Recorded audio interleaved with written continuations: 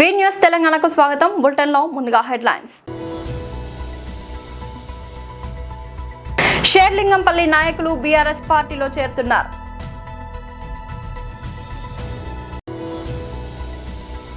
మంగళగిరి నియోజకవర్గ incharge Donthireddy Vemareddy press meet.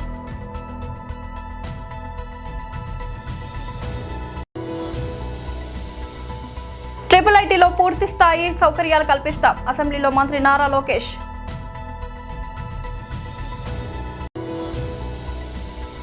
డివి శేష్ ఆధ్వర్యంలో Akiranandan grand entry. Serilingampally నాయకులు బీఆర్ఎస్ పార్టీలో చేరుతున్నారు.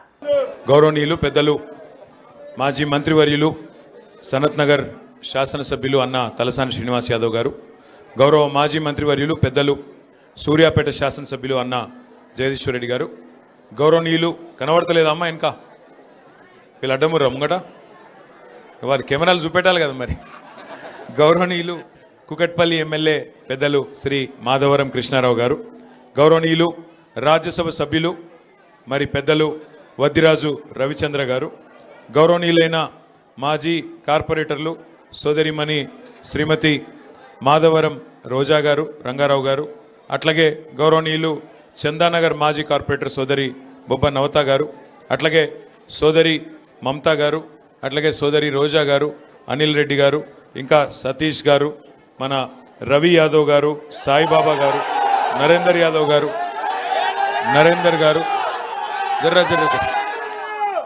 సుబ్బరాజ్ గారు, మా కిషన్ అన్న గారు, ఇంకా పేరున మల్లారెడ్డి గారు, శివరాజ్ గారు, ఇంకా శ్రీకాంత్ గారు, పేరున అందరికీ, సంగారెడ్డి గారు, ఎవరెవరో పేర్లు చెప్పలేదో జర తిట్టుకోకురి బై ప్లీజ్, తిట్టుకోకురి.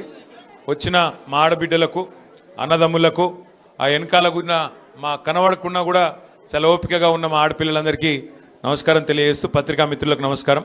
వాళ్ళ సోదరుడు విజయ్ కుమార్ రెడ్డి గారు మరి పార్టీలోకి వచ్చారు శ్రీరామ్ నగర్ నుండి, వారికి మనస్ఫూర్తిగా స్వాగతం సుస్వాగతం తెలియజేస్తూ, చదువుకున్న విద్యాధికులైన మరి విజయ్ కుమార్ రెడ్డి లాంటి నాయకులు మరి పార్టీలో ఉత్సాహంగా పనిచేస్తానంటూ ముందుకు రావడం మనకు తప్పకుండా శుభసూచకం. ఎందుకంటే ఒకవైపు మనకు ఆల్రెడీ పార్టీలో షేర్లింగంపల్లిలో అందరు ఆశ్చర్యపోతూ ఉన్నారు, ఎమ్మెల్యే గారు పార్టీ ఇడిచిపెట్టి వెళ్ళిపోయిండు, కానీ బహుశా నాకు తెలిసి మొత్తం హైదరాబాద్లో ఎక్కడ పార్టీ బలంగా ఉందంటే నాకు తెలిసి ఇలా షేర్లింగంపల్లి #1 నియోజకవర్గం. ఎమ్మెల్యే పోతే పోయిండు, కానీ ఎమ్మెల్యే పోయినాక పార్టీ అంతా లేచి కూర్చున్నది. ఎమ్మెల్యే పోయిండేమో కానీ మొత్తం పార్టీ లేచి కూర్చున్నది. ఏ డివిజన్ కా డివిజన్ 24 మళ్ళా ఈసారి కార్పొరేషన్ ఎన్నికల్లో కొట్లాడే అవకాశం, కొట్టే అవకాశం షేర్లింగంపల్లిలో ఉన్నది. ఎందుకంటే ఇప్పుడే శ్రీనివాస్ యాదవ్ గారు చెప్పినారు 2 కారణాలు. ఒకటి, మనం పని చేసి ఓటు అడుగుతున్నాం. మనము ఏం పని చేసినామంటే గరీబోళ్ళకు పని చేసినాం, అట్లాగే ఇటు చదువుకున్న పిల్లలకు కూడా కొలువులు వచ్చేందుకు ఐటీ కానీ ఇండస్ట్రీ కానీ ఆ పని కూడా చేసినాం. అందుకే మీరు షేర్లింగంపల్లిలో ఏ డివిజన్కి పోయినా ఎక్కడికి పోయినా ఇవాళ కేసీఆర్ గారి నాయకత్వంలో మనం చేసిన పని మీకు కళ్ళకు కనబడతా ఉంటుంది. అట్లాగే ఇంకోవైపు కాంగ్రెస్ బీజేపీ 2 పార్టీలు కూడా చేసిందేమీ లేదు. కాంగ్రెస్ ఏమో అబద్ధాలు చెప్పి అధికారంలోకి వచ్చిన పార్టీ, 2 ఏళ్ల కింద దొంగ మాటలు చెప్పి పచ్చి అబద్ధాలు చెప్పి మీకు అరిచేతుల వైకుంఠం చూపెట్టి ఆ పార్టీ అధికారంలోకి వచ్చింది. ఇక ఇంకో దిక్కు మంగళగిరి నియోజకవర్గ incharge Donthireddy Vemareddy press meet నిర్వహించారు. మీకు అంతకుముందు చెప్పాను, మళ్ళా చెప్తున్నా, 223/226/C2 10 ఎకరాల 4 సెంట్లు. అది మేము 22లో ఏలో పెట్ల ఆ భూమి ప్రభుత్వాన్ని ఇంకోటని 22A అది మేము పెట్టలా, మా ప్రభుత్వం టైంలో పెట్టలా. మళ్ళా చెప్తున్నాను, అది పెట్టింది 2015లోనే వచ్చింది. ఆర్సీ నెంబర్ 2207/2015 E5 ఒక్కసారి వెరిఫై చేయమనండి. రెవెన్యూ రికార్డ్స్లో మీ వాళ్ళకి చెప్పండి సార్. ఇది పూర్తిగా నోటిఫై అయింది 26/5/2016లో. అది కలెక్టర్ గుంటూరు అండర్లో ఉందనేది మన రెవెన్యూ రికార్డుల్లో స్పష్టంగా ఉంది. అదే కాదు, అట్లాగే మీకు చెప్పినట్లుగా అక్కడ చాలా స్థలం రైల్వేది, మిగతాది అంతా కూడా చాలా వరకు ఉంది. రైల్వే వాళ్ళది, వాళ్ళ రోడ్డుకు కొంత వదులుకున్నది, వీళ్ళ ఎఫ్సిఐకి ఇచ్చింది కొంత, అట్లా వివిధ రకాల వాళ్ళది భూములు ఉన్నాయి. వాటన్నిటికి కూడా నేను అన్నీ తెప్పించి పెట్టా. మీకు మళ్ళీ ఇంకొకసారి చెప్తున్నా, ఆఖరికి మన మున్సిపాలిటీ నుంచి కూడా మేము తెప్పించుకున్నాం. మున్సిపాలిటీలో కూడా చాలా వెరీ క్లియర్గా ఉంది. 10 ఎకరాల 4 సెంటు 223 to 226C దాంట్లో మీకు ఇప్పటికీ ఉంది చూడండి. మన మున్సిపాలిటీ రికార్డుల్లో కూడా ఆ భూమి ఎవరిది అనేది వెరీ క్లియర్గా ఉంది. ఇన్ని ఉన్నా కూడా మీరు ప్రభుత్వంలో ఉండి మీ యంత్రాంగానికి చెప్పి రికార్డులు తెప్పించుకొని ఒక్కసారి వెరిఫై చేయొచ్చు కదండి. ఇంకా ఎందుకని పదే పదే పదే పదే అబద్ధాలు ఎందుకు చెప్తారు మా మీద? అసలు మీరు అబద్ధాలు చెప్పండి, ఇంకోటి మాట్లాడరా మీరు? మేము ఇది స్పష్టంగా మీకు చెప్తున్నాం కదా, రికార్డ్స్ వెరిఫై చేయండి. అందుట్లో నేను ప్రత్యక్ష సాక్షిని. అంతకుముందు కూడా చెప్పే, మళ్ళా చెప్తున్నా, నాకు 70 సంవత్సరాల వయసు. నేను తాడేపల్లిలో పుట్టి పెరిగా. రాష్ట్రంలోని 4 ట్రిపుల్ ఐటీ క్యాంపస్లలో పూర్తి స్థాయి శాశ్వత మౌలిక సదుపాయాలు కల్పించేందుకు ప్రభుత్వం కట్టుబడి ఉందని రాష్ట్ర విద్యా ఐటీ శాఖ మంత్రి నారా లోకేష్ స్పష్టం చేశారు. శాసనసభలో దీనిపై మాట్లాడిన ఆయన, ఈ క్యాంపస్ల అభివృద్ధికి అవసరమైన నిధుల సమీకరణ కోసం ప్రత్యేకంగా కృషి చేస్తున్నామని తెలిపారు. నిధుల కోసం ఇప్పటికే ఆర్థిక శాఖ మంత్రితో చర్చలు జరిపామని లోకేష్ వెల్లడించారు. కేంద్ర ప్రభుత్వం కొత్తగా తీసుకొచ్చిన సాస్కి పథకం ద్వారా నిధులు రాబట్టేందుకు ప్రయత్నిస్తున్నామని తెలిపారు. ఇందుకోసం డీటెయిల్డ్ ప్రాజెక్టు రిపోర్టులు డిపిఆర్లు సిద్ధం చేస్తున్నామని, తద్వారా కేంద్రం నుంచి వీలైనంత ఎక్కువ నిధులు సాధించాలని లక్ష్యంగా పెట్టుకున్నామని వివరించారు. అధ్యక్ష, 99 పైసలకి మీరు ఎందుకు భూమి ఇస్తున్నారని సభ్యులు నన్ను ప్రశ్నించారు అధ్యక్ష. It is the policy of the government. దాని కారణం కూడా ఏంటంటే అధ్యక్ష, వెస్ట్ బెంగాల్లో మీరు చూస్తే ఆనాడు టాటా వాళ్ళు నానో ఫ్యాక్టరీ పెట్టేదానికి వెళ్ళారు అధ్యక్ష. రతన్ టాటా గారు వెళ్తే ఆనాటి పాలకులు ఆ ప్రాజెక్ట్ని తరిమేశారు అధ్యక్ష. నరేంద్ర మోడీ గారు, గౌరవ ప్రధానమంత్రి నరేంద్ర మోడీ గారు, ఆయన గౌరవ ముఖ్యమంత్రిగా, గుజరాత్ ముఖ్యమంత్రిగా ఉన్నప్పుడు అధ్యక్ష, టాటా సన్స్ ఆనాడు రతన్ టాటా గారికి అప్పుడు వాట్సాప్ కూడా లేదు అధ్యక్ష, SMS ద్వారా పెట్టి, మీకు 99 పైసలకి నేను మొత్తం భూమి ఇచ్చడానికి సిద్ధంగా ఉన్నాను, మీరు రాండి గుజరాత్కి అని ఆయన కోరితే వాళ్ళు గుజరాత్కి ఆ ఫ్యాక్టరీ తీసుకెళ్లారు అధ్యక్ష. మొత్తం ఎకో సిస్టమ్ అనేది ఏర్పడింది అధ్యక్ష.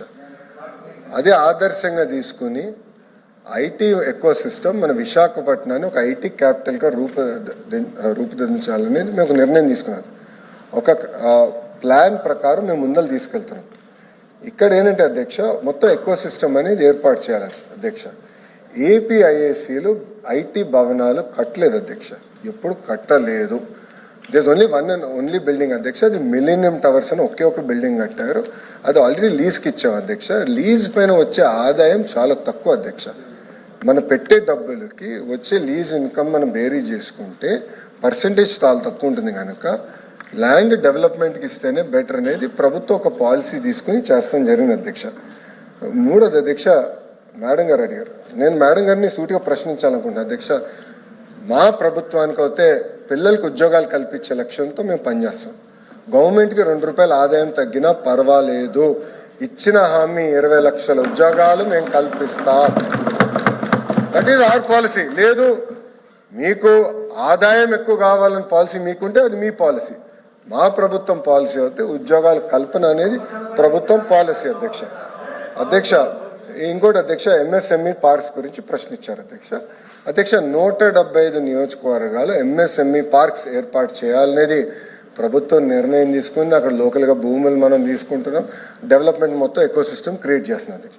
అంతేకాకుండా ప్రైవేట్ పార్క్స్ కూడా చేయొచ్చని మేము పర్మిషన్ ఇచ్చాం అధ్యక్ష. అంటే 10 ఎకరాలున్నా 20 ఎకరాలున్నా 200 ఎకరాలు ఎవరి దగ్గరనైతే భూమి ఉందంటే వాళ్ళు ప్రైవేట్ పార్క్స్గా తయారు చేసుకుని వాళ్ళు ఆ పార్క్లో ఇన్ఫ్రాస్ట్రక్చర్ అంతా ఏర్పాటు చేసి వాళ్ళే అది మార్కెటింగ్ చేసి అమ్మకం పెట్టి వాళ్ళు చేసుకోవచ్చు అధ్యక్ష. దాంట్లో అద్భుతమైన ఉదాహరణ శ్రీ సిటీ, ప్రైవేట్ రంగంలో శ్రీ సిటీ ఉంది అధ్యక్ష. శ్రీ సిటీ ద్వారా ఒక ఎకో సిస్టమ్ అనేది ఆ ప్రాంతాల్లో కూడా ఏర్పడింది అధ్యక్ష. ఇంకోటి ఏఎంటీజెడ్ అధ్యక్ష, విశాఖపట్నంలో మెడికల్ డివైసెస్ మ్యానుఫ్యాక్చరింగ్ కూడా ఒక ఎకో సిస్టమ్ ఏర్పాటు చేశాం అధ్యక్ష. మీరు చూస్తే ఈరోజు ఒక వైబ్రెంట్ ఎకో సిస్టమ్ ఉంది అధ్యక్ష. AP deputy CM power star Pawan Kalyan తనయుడు అకిరానందన్ సినీ అరంగేట్రంపై మళ్లీ చర్చ జోరందుకుంది. అకిరా ఎంట్రీ ఎప్పుడు, ఎవరి దర్శకత్వంలో అనే ప్రశ్నలు గత కొంతకాలంగా ఫిలిం నగర్ లో హాట్ టాపిక్ గా మారాయి. ఇప్పుడు ఈ చర్చలో టాలెంటెడ్ హీరో డైరెక్టర్ అడవిశేష్ పేరు వినిపించడం ఆసక్తిని మరింత పెంచుతోంది. ఇంతకుముందు అకిరాని శేఖర్ కమ్ముల పరిచయం చేయబోతున్నారనే వార్తలు వినిపించాయి. కానీ తాజాగా అడవిశేష్ అకిరా డెబ్యూ బాధ్యతలు తీసుకుంటున్నారన్న ప్రచారం ఊపందుకుంది. అకిరాతో శేష్ కు ఉన్న సన్నిహిత్యం ఈ వార్తలకు బలమిస్తోంది. ముఖ్యంగా రైటర్స్ బ్లాక్ షార్ట్ ఫిల్మ్ కు అకిరా సంగీతం అందించినప్పుడు శేష్ మద్దతుగా నిలిచారు. ఈ అనుబంధం ఇప్పటికీ కొనసాగుతుంది. క్షణం, గూఢాచారి, మేజర్ వంటి చిత్రాలతో తనదైన ముద్ర వేసిన అడవిశేష్ అకిరా కోసం ప్రత్యేకమైన వైవిధ్యమైన కథ సిద్ధం చేస్తున్నారనే టాక్ వినిపిస్తోంది. వారసిటీ డెబ్యూ కాబట్టి సాధారణ కమర్షియల్ ఎంట్రీ కాకుండా కంటెంట్ బేస్డ్ మూవీతో లాంచ్ చేయాలని పవన్ కళ్యాణ్ కూడా భావిస్తున్నారట. అయితే ఈ ప్రాజెక్ట్లో శేష్ దర్శకత్వం వహిస్తారా లేక కేవలం కథ అందిస్తారా అనే దానిపై క్లారిటీ రావాల్సింది. సైబరాబాద్ పోలీస్ కమిషనరేట్ తన 24వ వసంతంలోకి అడుగుపెట్టిన సందర్భంగా గురువారం నాడు కమిషనరేట్ కార్యాలయంలో వేడుకలు అంబరాన్నంటాయి. ఈ వేడుకల్లో భాగంగా Cyberabad police commissioner doctor M Ramesh IPS ముఖ్య అతిథిగా విచ్చేసి జాతీయ పతాకాన్ని ఆవిష్కరించారు. కేవలం వేడుకలకే పరిమితం కాకుండా సమాజం పట్ల తమకున్న బాధ్యతను చాటుతూ పోలీసులు పలు సేవా కార్యక్రమాలను చేపట్టారు. అత్యవసర పరిస్థితుల్లో ఉన్న రోగుల ప్రాణాలు కాపాడేందుకు పోలీస్ సిబ్బంది స్వచ్ఛందంగా ముందుకు వచ్చి రక్తదానం చేశారు. పర్యావరణ పరిరక్షణలో భాగంగా కమిషనరేట్ ప్రాంగణంలో సిపి మరియు ఇతర ఉన్నతాధికారులు మొక్కలు నాటారు. ప్రజలతో మమేకమవుతూ శాంతి భద్రతల పరిరక్షణలో ప్రజల భాగస్వామ్యాన్ని పెంపొందించే దిశగా ప్రత్యేక కార్యక్రమాలు నిర్వహించారు. ఈ సందర్భంగా సిపి డాక్టర్ ఎం రమేష్ మాట్లాడుతూ ఐటీ కారిడార్ మరియు పరిసర ప్రాంతాల్లో భద్రతను పర్యవేక్షించడంలో సైబరాబాద్ పోలీసులు కీలక పాత్ర పోషిస్తున్నారని కొనియాడారు.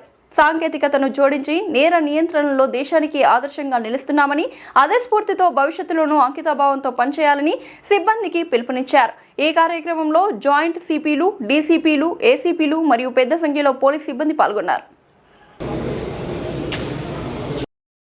రియల్ ఎస్టేట్ ఈ గ్రోత్ మీరందరూ కూడా మీ కళ్ళలో కనిపిస్తూ ఉంది. చాలా మీ ఇక్కడంతా మీ కళ్ళతో చూడవచ్చు ఎంత ప్రగతి జరిగింది ఇక్కడ. 23 సంవత్సరాల ప్రస్థానంలో సైబరాబాద్ ఎలా మారింది అనే దాని మీద ఒక చిన్న దృశ్యశ్రవణ రూపకం ఒకటి తయారు చేసి ఈరోజు రిలీజ్ చేస్తాం సోషల్ మీడియాలో. ఎలా ఉండేది, ఎలా అయింది, ఎంత దేశ అభివృద్ధిలో సైబరాబాద్ పాత్ర ఏ విధంగా ఉంది అనేది కూడా ఈరోజు ఆవిష్కరించబోతున్నాము. ఇవాళ సాయంత్రం గతంలో ఇక్కడ సైబరాబాద్లో పనిచేసినటువంటి కమిషనర్లందరినీ కూడా ఆహ్వానించి, నాకంటే ముందు 9 మంది కమిషనర్లు చేశారు, వారందరినీ కూడా ఆహ్వానించి వారితో మనకు మాట్లాడించి వాళ్ళ మార్గదర్శనంలో ముందుకు పోవాలని నిర్ణయించాము. అట్లాగే వాళ్ళందరినీ కూడా సైబరాబాద్ను ఈ పరిస్థితికి తీసుకొచ్చినందుకు వారందరినీ గౌరవిస్తూ వారందరినీ కూడా సన్మానించాలని కూడా నిర్ణయించాము. అయితే ఈ ఇన్ఫ్రాస్ట్రక్చర్లో భాగంగా మనకు ఎంతో మేలు జరిగింది. దాంతోపాటు చాలా కొత్త సమస్యలన్నీ కూడా మనకు తెచ్చిపెట్టినాయి. పోలీస్ పరంగా మనం కేవలం prevention and detection of crime అనే ట్రెడిషనల్ పోలీసింగ్కి అలవాటు పడి ఉన్నాము. ఈ టెక్నాలజీ ఛాలెంజెస్తో మనకు సైబర్ క్రైమ్ ఒకటి వచ్చింది. తర్వాత అంతర్జాతీయ స్థాయిలో ఉన్నటువంటి మాదక ద్రవ్యాల అదొక వ్యవస్థీకృతమైన నేరాలు, వాటి సవాళ్ళు కొత్తగా వచ్చాయి. దానికి తోడు మనం ఇన్ఫ్రాస్ట్రక్చర్ పెరిగిన తర్వాత రోడ్డు యాక్సిడెంట్స్, రోడ్డు ప్రమాదాలు చాలా తీవ్ర స్థాయిలో జరుగుతున్నాయి. మనము యుద్ధాల్లో కోల్పోయినటువంటి ప్రాణాల కన్నా కూడా రోడ్డు ప్రమాదాల్లో కోల్పోతున్నాము.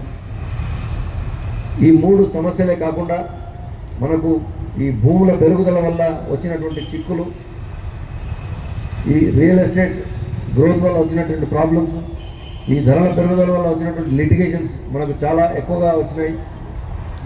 ఇవన్నీ సవాళ్ళు అధిగమిస్తూ హైదరాబాద్ నుంచి సైబరాబాద్ నగరంలో ఇతర రాష్ట్రాల నుంచి పొట్ట చేట పట్టుకొని వచ్చినటువంటి skilled, unskilled migrant labour workers, వీళ్ళందరి బాగోగులు కూడా సైబరాబాద్ చూస్తుంది.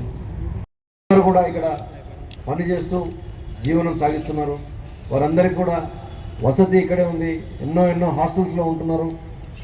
వారికి మెరుగైన సదుపాయాలు కల్పించాలి, వారికి రక్షణ కల్పించాలి, రక్షణ వ్యవస్థలో వాళ్ళని భాగస్వాములు చేయాలి.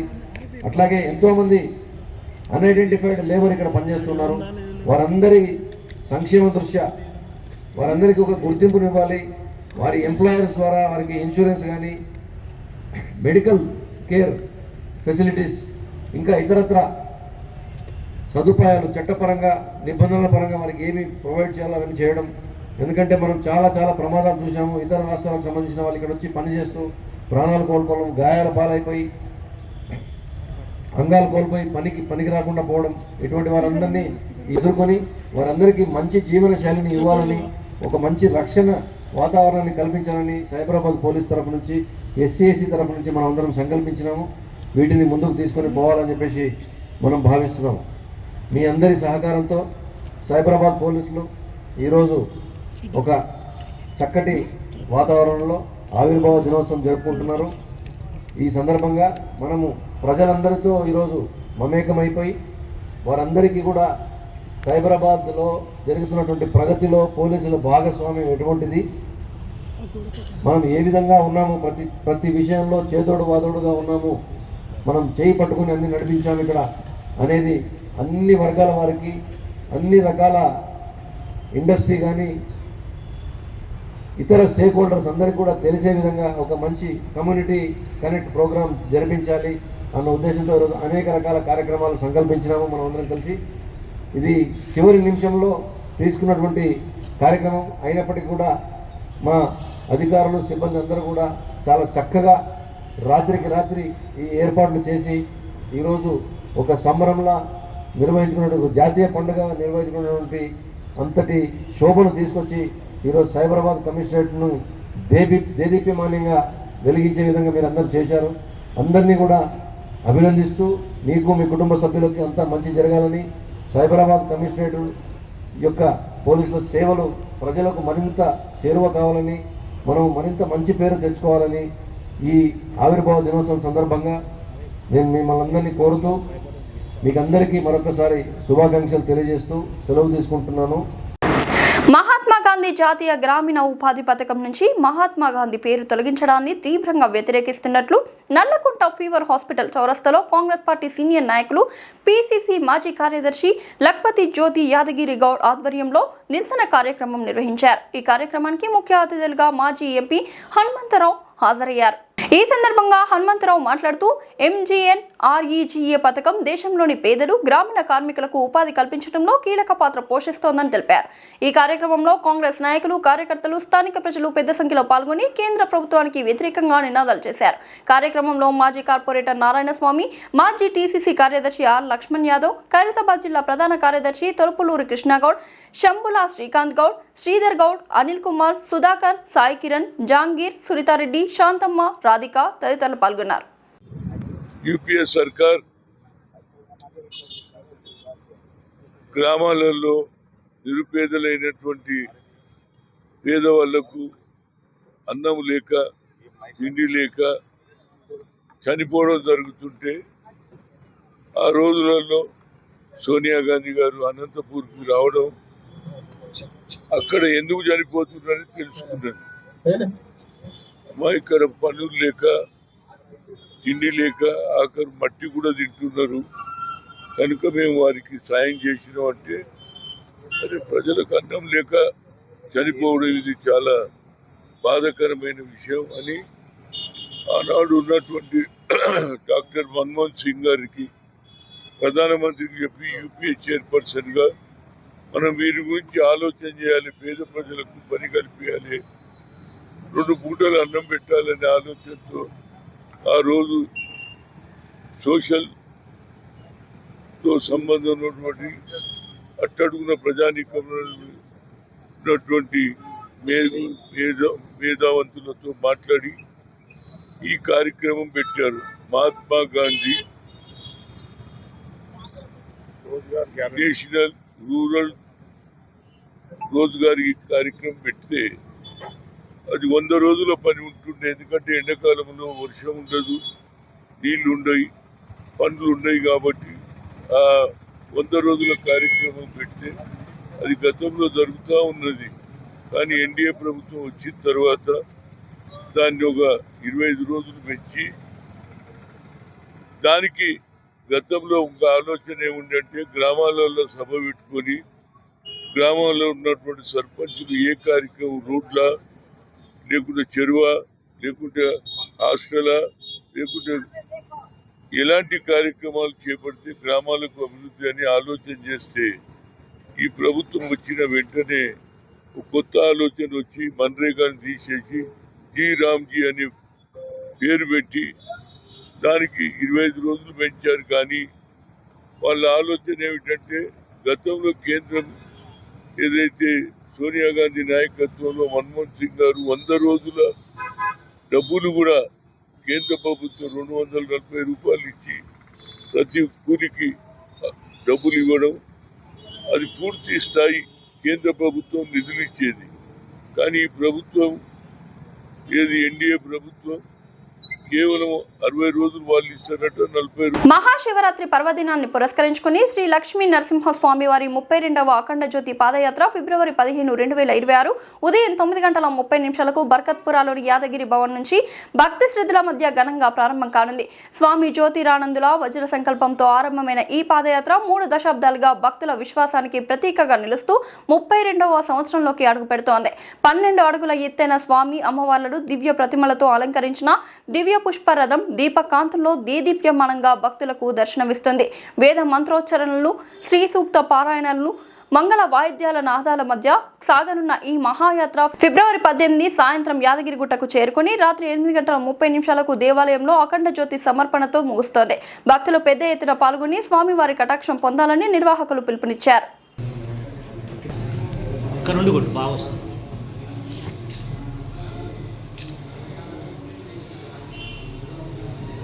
స్ట్రైట్గా చూడండి, మీరు అటు సైడ్కి చూసుకో ఒకసారి. యాదగిరిగుట్ట శ్రీ లక్ష్మీ నరసింహస్వామి బ్రహ్మోత్సవాల సందర్భంగా అఖండ జ్యోతి రథయాత్ర హైదరాబాదులో బర్కత్పుర యాదాద్రి భవన్ నుండి శివరాత్రి పర్వదినాన 15 ఫిబ్రవరి 2025 రోజున ఆదివారం రోజున యాత్ర ప్రారంభించబడుతుంది. ఆ రోజు స్వామివారి పూజల అనంతరం రథయాత్ర 10 గంటలకు ఇక్కడ నుండి బయలుదేరి పురవీధుల ద్వారా ఇక్కడ నుండి Chikkadpally, RTC cross road, Vidyanagar, Adikmet, Tarnaka, ఆ తర్వాత అఫ్సిగూడ,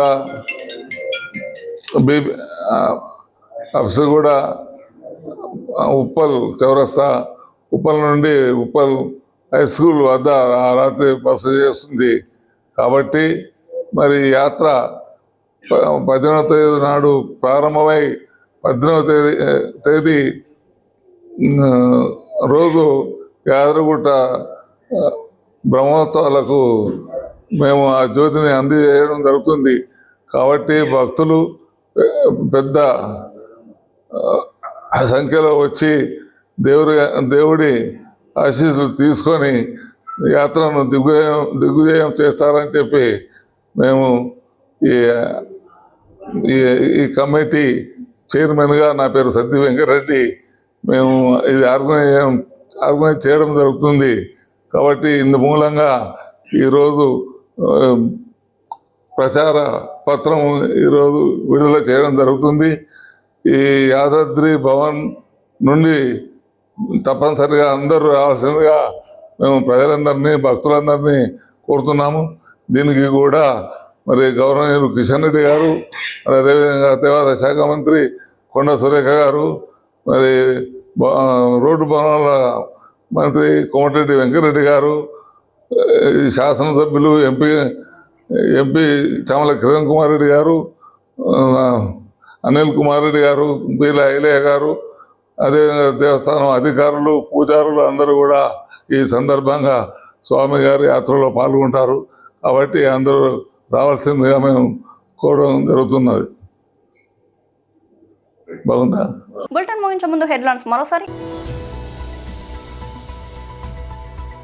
షేర్లింగంపల్లి నాయకులు బీఆర్ఎస్ పార్టీలో చేరుతున్నారు.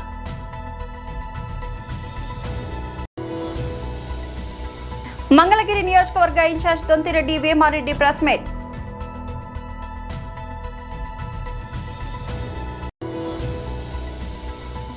ట్రిపుల్ ఐటీలో పూర్తి స్థాయి సౌకర్యాలు కల్పిస్తాం, అసెంబ్లీలో మంత్రి నారా లోకేష్.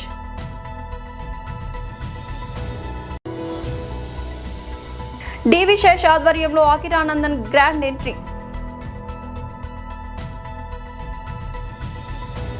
ఇది వాళ్ళ బులెటిన్ అప్డేట్. మరొక బులెటిన్లో మళ్ళీ కలుద్దాం. అంతవరకు సెలవు.